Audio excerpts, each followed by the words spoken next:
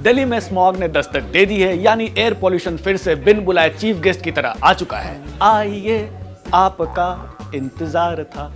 सुबह उठते ही दिल्ली वालों को कुछ भी नहीं दिखाई देता। मुझे कुछ दिखाई नहीं दे रहा माँ। दिल्ली का AQI एक बार फिर बढ़ गया और दिल्ली म्युनिसिपल काउंसिल ने एयर पोल्यूशन को कंट्रोल करने के लिए एकदम माइंड ब्लोइंग कदम उठा लिया है। पूछो क्या? गाड़ियों के पार्किंग चार्जेस बढ़ा दिए गए हैं, यानी काउंसिल और गवर्नमेंट को कुछ नहीं करना है, जो करना है आपको करना है। आपदा को अवसर में बदलना इसे ही कहते हैं। पब्लिक की आपदा से सरकारी खजाना भरा जा रहा है ना माइंड ब्लोइंग स्ट्रेटजी। दिल्ली में दिवाली पर कार खरीदने वाले इस बात से डरे हुए हैं कि कार ज्यादा महंगी होगी या पार्किंग के रेट्स। दिल्ली में सरकार भले ही आम आदमी की हो, लेकिन यहाँ रहना आम आदमी के बस की बात नहीं है। महंगाई ऑलरेडी इतनी ज्यादा है और उस पर स्मॉग से बचने के लिए मास्क भी आम आदमी खरीदे, एयर प्यूरिफायर भी आम आदमी खरीदे और पार्किंग के एक्स्ट्रा पैसे भी आम आदमी दे। गवर्नमेंट तो बस नजर रखने के लिए है कि पराली कौन जला रहा है। जब तक पंजाब में आम आदमी की सरकार नहीं थी, तब तक तो पंजाब के किसान जला रहे थे, अब सिर्फ हरियाणा के किसान जला रहे हैं। सो इसी धुआंधार माहौल में शुरू करते हैं आज का द सैटरडे शो।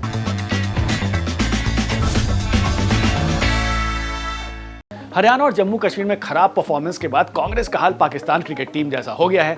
जैसे पाकिस्तानी टीम पर उनकी कंट्री के लोग ही भरोसा नहीं करते, वैसे ही कांग्रेस पर इंडिया अलायंस वाले ट्रस्ट नहीं कर रहे। हाल इतना बुरा हो गया है कि यूपी में 9 सीट्स पर बाईपोल्स होने वाले हैं और कांग्रेस ने 5 सीट्स की डिमांड की थी, पर अखिलेश यादव ने उनको उतने ही सीट्स दिए जितने आजकल विराट कोहली और KL राहुल रन बना रहे हैं, 0। अब बात करते हैं इस वीक के सबसे बड़े न्यूज की। यस, ब्रिक्स समिट की, जहां हिंदी चीनी भाई भाई वाला माहौल देखने को मिला, क्योंकि इंडिया के पीएम मोदी और चाइना के प्रेसिडेंट शी जिनपिंग ऐसे मिले जैसे लंबी दुश्मनी के बाद सलमान और शाहरुख बाबा सिद्दीकी के इफ्तार पार्टी पे मिले थे। वैसे 2014 से लेकर 2019 के बीच में दोनों लीडर्स के बीच 18 बार मीटिंग्स हुई थी, लेकिन उसके बाद चीन से कोरोना वायरस और उनके आर्मी सोल्जर्स हमारे बॉर्डर में आ घुसे, इसलिए ये जय वीरू का भाईचारा ठाकुर और गब्बर की दुश्मनी में बदल गया। फाइनली अब जाकर दोनों में पैचअप होता दिख रहा है और दोनों देश एक दूसरे की तारीफ करते नहीं थक रहे। चाइना ने इंडिया में अपना नया एम्बेसडर भेज दिया और वीजा वगैरह में भी थोड़ी राहत दे दी है। बदले में इंडिया के लोग अगर चाइना के लोगों पर रेसिस्ट जोक मारना बंद कर दे तो उन्हें भी राहत मिल जाएगी। अच्छी बात यह है कि इस दोस्ती के मौके पर अब आप बिना गिल्टी फील किए चाइनीज लाइट्स इस दिवाली पे अपने घरों में जला सकते हैं। आपको कोई भी देशद्रोही नहीं कहेगा। वैसे हमारे पड़ोसी कंट्री का ट्रैक रिकॉर्ड इतना खराब है कि इनकी दोस्ती पे भरोसा नहीं होता।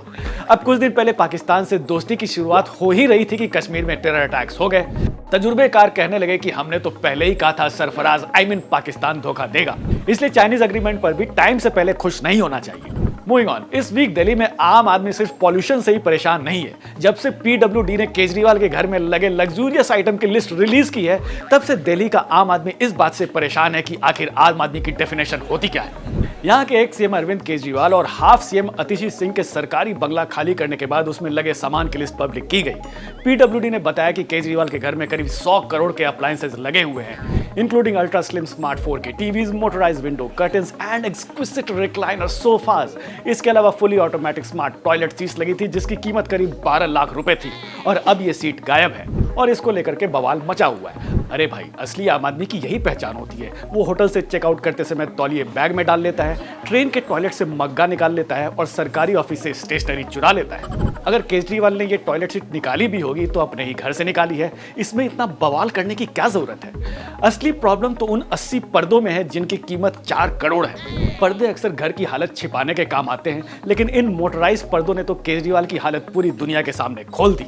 Now let's move on to our next segment called fun liner. सबसे पहले बात महाराष्ट्र की, जहां इलेक्शन से ज्यादा कंफ्यूजन का माहौल है। इतनी सारी पार्टियां और इतने सारे नेता इधर उधर जा रहे हैं कि वोटर को कुछ पता नहीं चल रहा कि मेरा नेता किस पार्टी में है। ऊपर से एक नाम से दो पार्टीज, एक शिवसेना उद्धव ठाकरे की तो एक शिवसेना एकनाथ शिंदे की, एक एनसीपी शरद पवार की तो एक एनसीपी अजीत पवार की। ये सिचुएशन देख के वोटर्स का वही हाल हुआ है जो ऑडियंस का हाल अंदाज अपना अपना देख के हुआ था। रवीना कौन, करिश्मा कौन, अंकल कौन। वैसे महाराष्ट्र में कांग्रेस और उद्धव ठाकरे के बीच के टसल में शरद पवार का काफी फायदा हुआ है, क्योंकि पहले ये माना जा रहा था कि इनकी पार्टी को 70-75 सीट्स मिलेगी, पर अभी इन्हें 85 सीट्स मिल गए। Smart boy. इंडिया अलायंस में कांग्रेस और उद्धव ठाकरे के बीच इस बात को भी लेकर टकराव है कि सीएम फेस कौन होगा।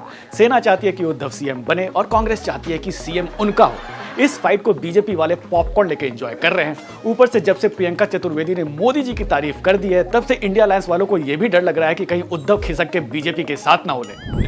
जब इंडिया चाइना एक हो सकते हैं तो बीजेपी उद्धव क्यों नहीं। वैसे इलेक्शंस के टाइम पर रेबल्स को काफी ज्यादा फायदा हो जाता है।